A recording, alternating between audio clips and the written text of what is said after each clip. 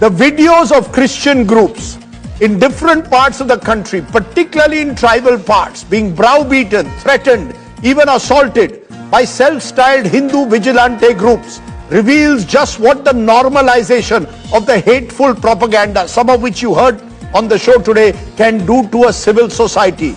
Christmas, my friends, is a festival of joy, celebrated in India and across the world with good cheer. To then target a minority within a minority in this country with such impunity exposes a mindset that to me is bigoted and anti-constitutional.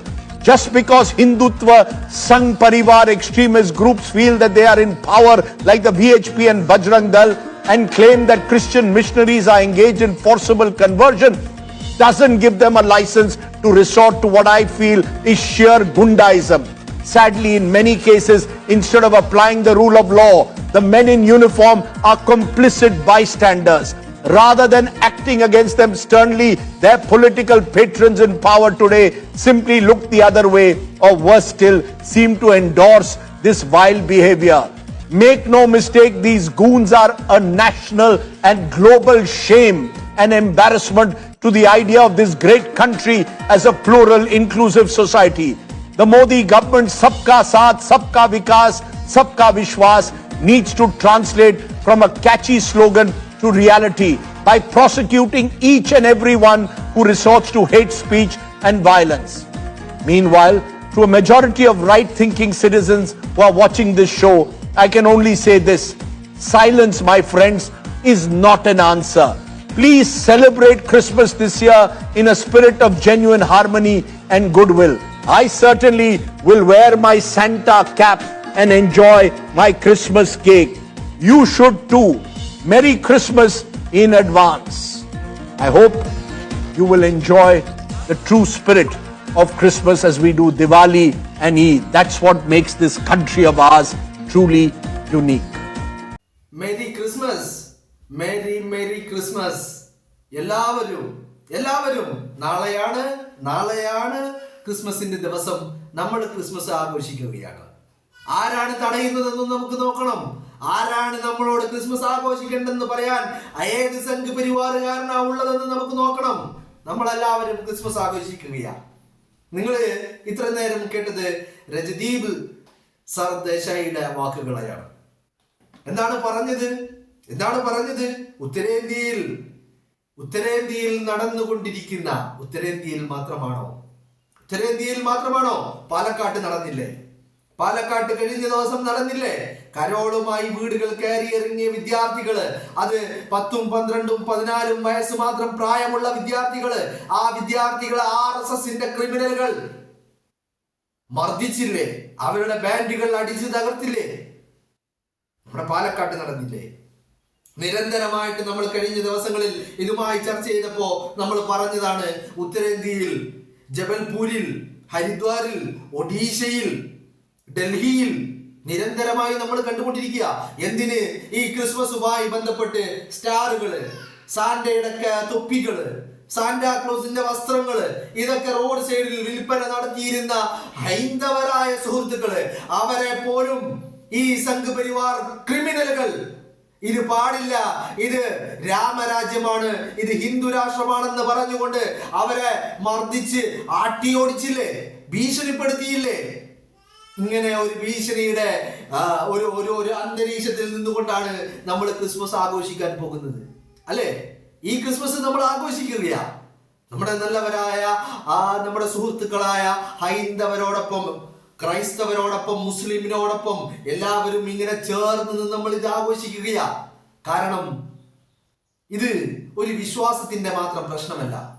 ഈ രാജ്യത്തിന്റെ സെക്യുലറിസത്തെ, ഈ രാജ്യത്തിന്റെ ബഹുസ്വരതയെ, ഈ രാജ്യത്തിന്റെ ഭരണഘടന അനുവദിച്ചു കൊടുക്കുന്ന എല്ലാ അവകാശങ്ങളെയും കാറ്റിൽ പറത്തിക്കൊണ്ട് ന്യൂനപക്ഷങ്ങളെ ആക്രമിച്ച് കീഴ്പ്പെടുത്താമെന്ന് ഏതെങ്കിലും സംഘ് പരിവാർ കേന്ദ്രങ്ങൾ കരുതുന്നുണ്ടെങ്കിൽ, സംഘ് പരിവാറുകാരാ, നിങ്ങളൊന്ന് ആലോചിച്ചോ.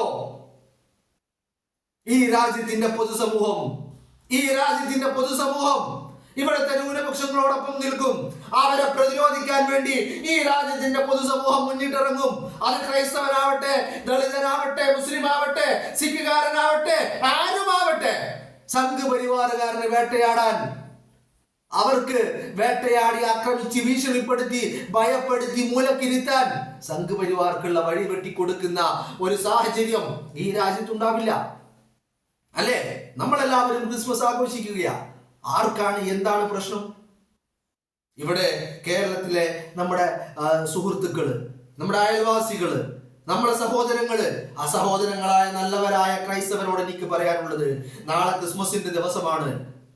നിങ്ങളുടെ വീടുകളില് അപ്പവും വീഞ്ഞും കേക്കും സ്റ്റാറും വാഴക്കൊലയും അതുപോലെ കിരീടങ്ങളും ഒക്കെ ആയിട്ട് നിങ്ങളുടെ അരമനകളില്, നിങ്ങളുടെ വീടുകളില് സംഘപരിവാർ കേന്ദ്രങ്ങൾ വരുമായിരിക്കാം. ആട്ടി ഓടിക്കണം ഈ RSS ക്രിമിനലുകളെയും ഈ സംഘപരിവാർ സാരക സംഘികളെയും. നിങ്ങളുടെ വീട്ടുകളിലേക്ക് കയറാൻ അനുവാദം നിങ്ങൾ കൊടുക്കരുത്. ആട്ടിയിറക്കണം. അവരുടെ ലക്ഷ്യമെന്ന് പറയുന്നത് ഈ രാജ്യത്തെ ന്യൂനപക്ഷങ്ങളുടെ ഒരു പുരോഗതിയല്ല, മറിച്ച് ഈ ഒരു വോട്ട് മാത്രമാണ് ലക്ഷ്യം. വോട്ട് ബാങ്ക് മാത്രമാണ് ലക്ഷ്യം.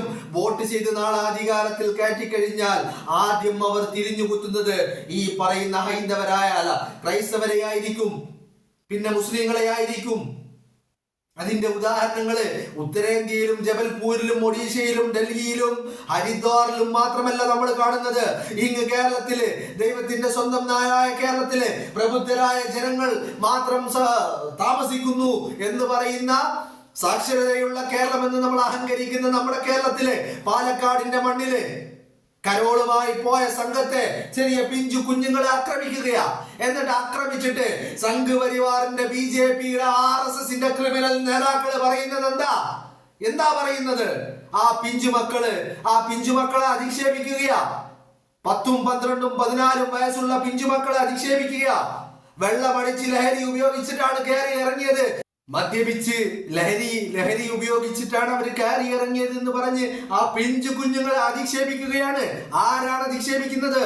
പാലക്കാട്ടെ BJPയുടെ നേതാവ് C കൃഷ്ണകുമാർ പറയുന്നു, പാലക്കാട്ടെ RSSന്റെ നേതാവ് കൃഷ്ണകുമാർ പറയുന്നു, പാലക്കാട്ടെ സംഘപരിവാറിന്റെ നേതാവ് C കൃഷ്ണകുമാർ പറയുന്നു, ആ മക്കള് മദ്യപിച്ചിട്ടുണ്ട്, ആ മക്കള് ലഹരി ഉപയോഗിച്ചിട്ടാണ് ഇതിലൂടെ നടന്നു നീങ്ങിയത് എന്നാണ് പറയുന്നത്.